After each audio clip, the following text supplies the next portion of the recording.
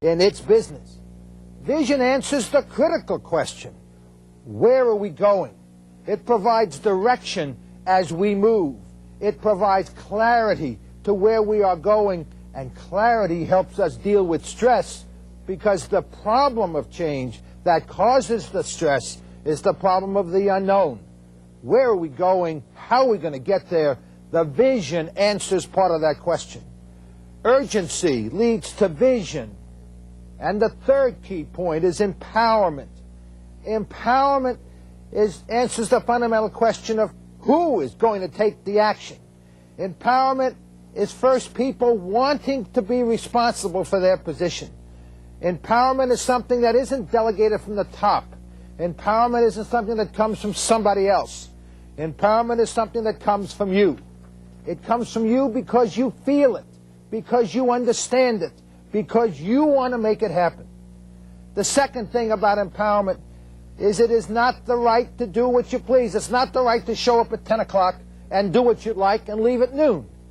Empowerment is always focused around customers. It's always, always, always focused around customers. Empowerment also is not abdication. It's not throwing something over the transom and saying, okay, you're responsible, you take care of it. The clearest and simplest way to define empowerment is based upon accountability and responsibility and ownership. Those are the clearest words. There are two things that empowerment absolutely positively must have. Empowerment must have first capability. It must be based upon skill and knowledge. Go back to the Sony film and recall how they had extensive use of training to build skills, both technical and teamwork skills, and how the employees assume responsibility, how the employees assume responsibility for their own work, how each and every person had the right to stop the line if something was wrong, how they had the consequences of understanding that they posted their work each and every day, and everyone in the organization could look at it, and everyone in the organization could see how good a job their team did. Empowerment relies upon capability and consequences, the skill and the knowledge. You wouldn't want to empower me to do brain surgery on you. That is not my skill. That is not my competence. That is not my education. In fact, my 7-year-old daughter, when a student called one day and asked if Dr. Belasco was there, she said no. He said, but I just spoke to him, and he said he'd be there all the rest of the afternoon. Is Dr. Belasco there? And she said no. Then the student got smart and said, is your father there? And my daughter answered, oh, yes. And then the student asked, well, isn't your father a doctor? Well, my daughter stopped for a moment and said, well, I guess he is, but not the kind that would do you any good. Because you see, the truth of the matter is that my skill and expertise is not in medicine, and it's not in brain surgery. So please don't trust your please don't trust your fiscal future anymore to someone that you would not trust your physical future. Be certain that the people who are empowered have the skill and capability, and that you provide, if you're in a management leadership position, you provide the training and education to make that happen. Nowhere is this issue of empowerment more fudged up and more unclear than in the whole area of quality. Dr. Deming wrote many years ago that the fundamental issues in quality have not to do with the worker, that the fundamental issues have to do with the system. He said when things don't work right, it's not because the people don't want them to work, it's because the system doesn't work right. Well, the people on the floor, they knew that all along, so when they heard that, they declared victory, and they went out and had a few beers. Well, the senior management got a hold of this, and they said, you know, you're right. We know exactly what the problem is. The problem are those damn middle management folks. The middle management folks who are more concerned about ego, who are more concerned about how things run in their department, who have very narrow points of view, who are concerned about protecting their turf. So the executives hired a consultant to come in, put up some nice posters on a wall, had a big training program, and they declared victory. and they went down to the club and they had a few scotches and water. Then along comes Jack Bradshaw, who says, you know, most people are raised in terrible environments. Most people have bad family lives. And so, in truth, he said, nobody is responsible. Well, the few of us who were left working, we declared victory, too, and we went down to the bar and we had a few drinks, too. That left nobody out there. The truth of the matter is that for quality to work, for empowerment to be successful, everyone has got to take responsibility. Nowhere is this more clearly displayed than in an old American movie called High Noon. In this movie, Gary Cooper plays the hero. A bunch of bad guys come in, they shoot up the town, typical Western, they shoot up the town, and they cow the merchants into paying them protection. Now there are more merchants than there are bad guys, and the merchants have more guns than the bad guys do.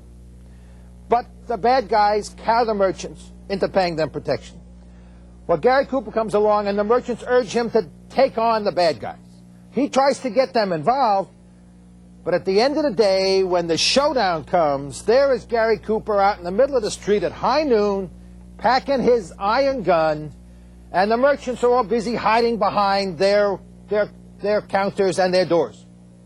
And of course, Gary Cooper, bang, bang, bang, in the typical Western, he all wins, kills the bad guys off, and all the merchants come out, and the townspeople come out, and they're cheering, and they're very happy for him, and they offer him his star. They want him to be their sheriff. And Gary Cooper takes the star, and he throws it in the dirt, and he walks away. Because he realizes that until the townspeople step up to the line and take responsibility, until they take responsibility for their own protection, it is only a matter of time until he as a sheriff will be shot in the back by somebody.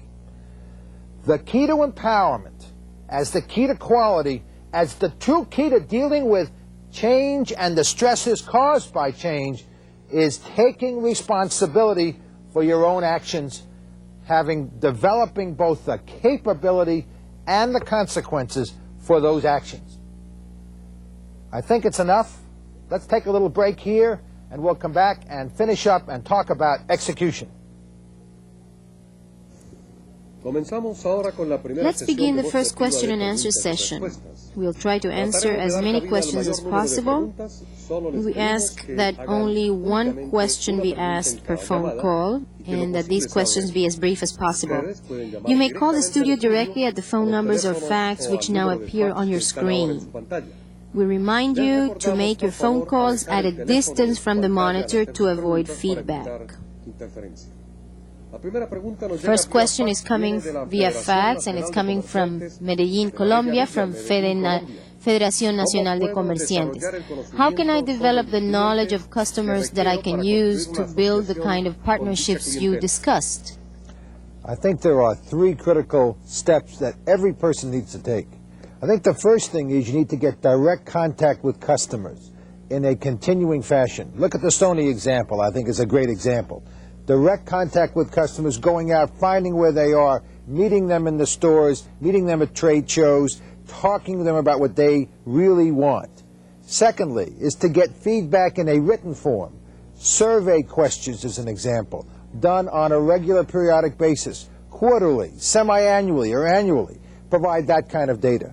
But the most powerful data of all is the continuing stream of daily customer contact, that every single person should know the people they serve and what they are truly looking for. Rather than heads down and doing the work, they need to be heads up and heads out, looking at their customers and engaging those customers in a continuing dialogue. That is each and every one of our personal responsibilities to do that, and that's how we manage change, and that's how we manage stress. Thank you, Doctor. Now we are going to have another question via phone from Latin America, a question from Cerro Azul, Veracruz. Yes. Dr. Belasco, the speed of changes brings about a difficult situation within the organizations because not all the executive officers are available to to make those changes? How can we change at the same speed and keeping at the same time the balance within the organization? And how can you establish what speed or pace this change should be going on? I think there are two parts to the answer you've just the question you just raised. I think the first thing is that we today have a wonderful opportunity to stay in touch, almost in instant touch, across an entire organization. In my organization, we span the globe as an example. We are around the world, and yet we are able to stay in constant touch with each other on a real-time basis using the medium of electronic mail. That mail gets through to people with beepers and so forth. We can get through to individuals on a real-time basis so that we can literally make decisions in minutes or hours rather than taking days and weeks. I think the second key thing you talk about is how do we marshal people to really get people together to see the need and then to work in a coordinated way. We're going to talk to that issue specifically when we look at execution. I'll propose a methodology called the Interlock Performance Agreement System, and that system is the way to get all the noses in an organization directed and walking in the same line. So we'll come back and look at that question. An excellent beginning. Watch the second phase. I think you get some of that answer.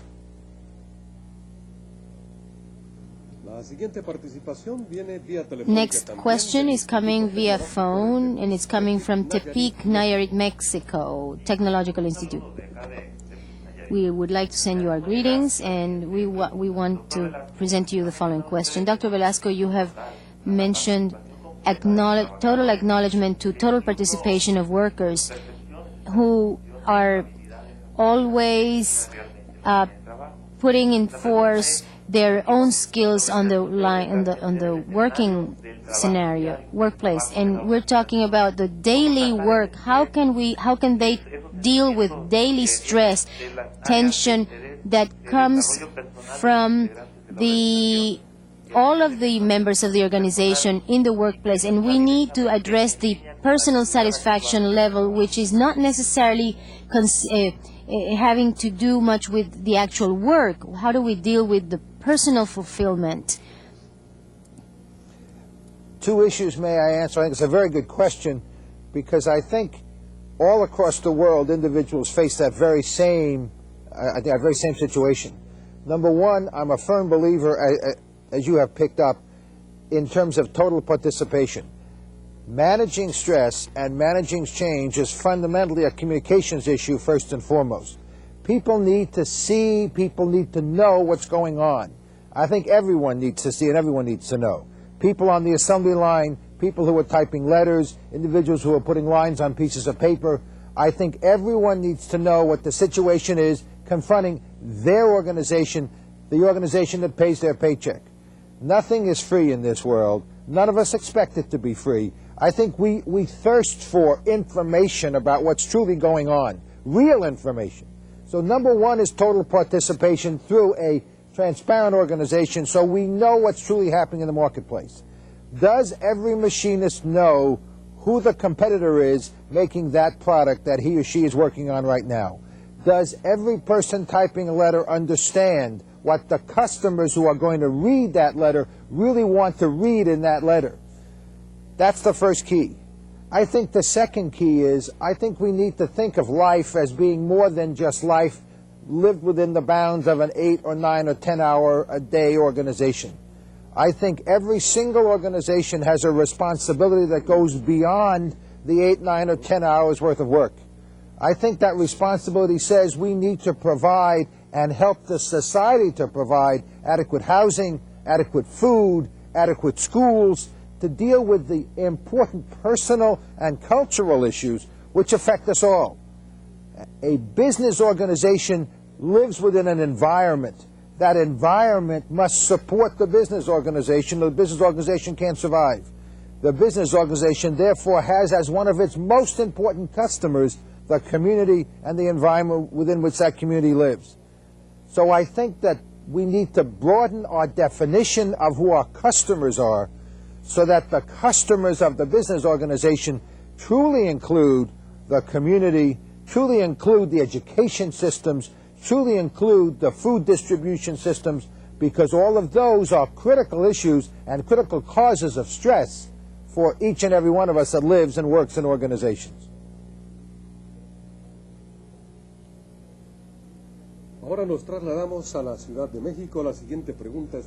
Now we're going to Mexico, and this question is coming via phone by the Comisión Federal de Electricidad, Auditorio Atoyac. Buenos días.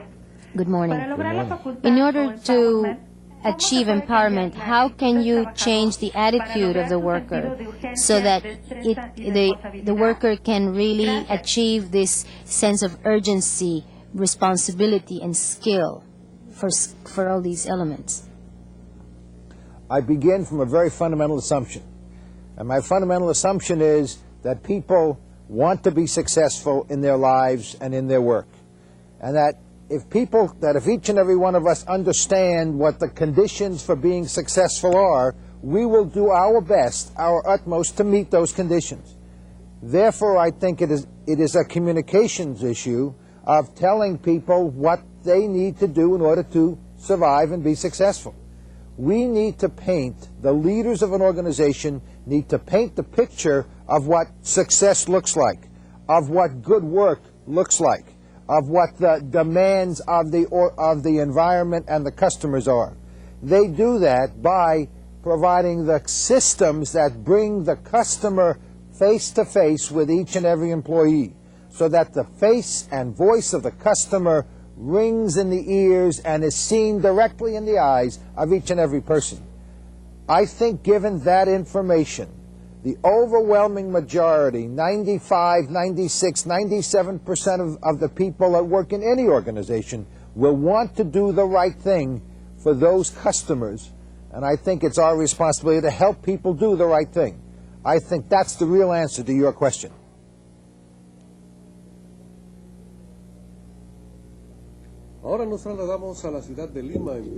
Now we're going to Lima, Peru, with the National Institute of Research and Training, Telecommunications Institute. Good morning, Dr. Velasco, and thank you for your presentation. Wonderful presentation. We have a question here from our management chief. How can we prevent empowerment from being used in an inefficient way? I think by nature, I'm reminded of the words of John Kennedy, President John Kennedy of the United States. He said democracy is a terribly inefficient form of government, but it's the best we've ever found. I think the same is true about empowerment. I think empowerment is, in the short term, perhaps inefficient, because you engage people in dialogue, you engage people in discussion, when it's clearly obvious that I know the best answer, it's clearly obvious that the chief has the best information, and it's clearly obvious that we should decide and just move on. The difficulty, however, is when it comes time for execution. How many of us get trapped in the decide now and then no execution happens? That's what occurs. So that in the long term, empowerment is the shortest way, is the most efficient way. And in fact, the directive methodology is very inefficient because we decide and don't do, decide and don't do. How many meetings do you sit in where you make a decision and then you come back to the next meeting and nothing's been done in the meantime? People agree to things and don't follow through. In empowerment, you get follow-through because you get ownership of the execution of that decision. So it is not inefficient at all. In reality, it is the most efficient methodology.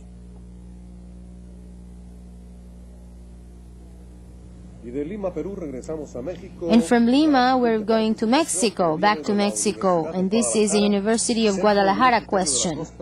From Puerto Vallarta, Jalisco.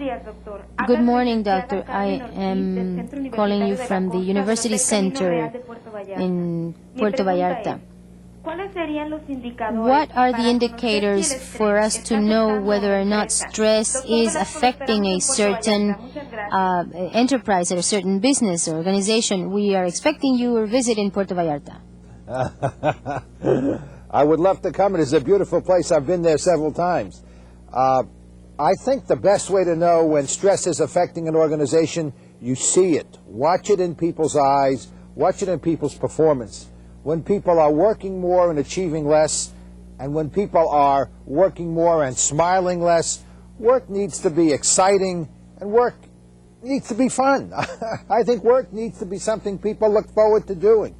Work is not hard. People do not die from hard work. People die from the wrong work. So I think what you need to do is watch people's, when they work too hard and they accomplish too little, when they work too hard and smile too little, that's the best example, that's the best indicator when you know that stress is causing dysfunctional consequences. Great question. From Mexico, we're going to Brazil. The next question is coming from Bahia, the city of Bahia.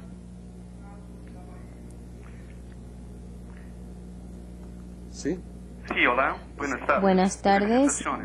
Congratulations, Dr. Velasco.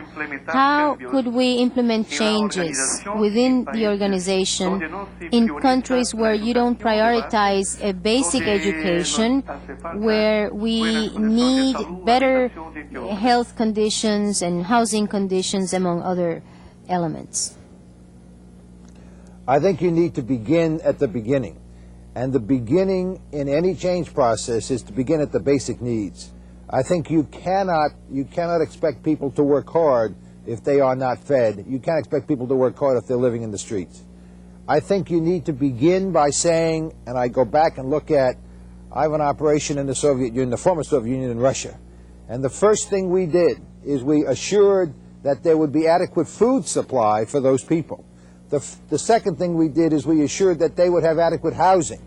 And then we went to work, on building the empowerment within the organization. You begin with the basics, and that's where I think every organization needs to start. You need to involve people, make certain they understand what you're doing, make certain that everybody is in agreement that we are going to continue our work on our work, and we're going to work on assuring our food supply, assuring our housing conditions, assuring our education, and then we will then keep working on our work. It is working together and simultaneously to improve the lot across the board, focusing on the basic issues. Very good question. It is true in most places of this world that that's exactly how we need to manage the change process. Y ahora de Brasil vamos a Panamá. From Brazil, we're going to Panama. This is from the university in Panama. Our question is, what can businesses do in our country, especially in countries that are developing, in order to avoid stress and frustration that arise when people are required to be excellent but are not really rewarded, compensated for that materially, in practical terms? I think the reward comes in many ways. I think pride is a great reward, and I think, again, most everyone wants to do the right thing. Most everyone wants to do good things. I've been working in a factory in Tijuana, as an example.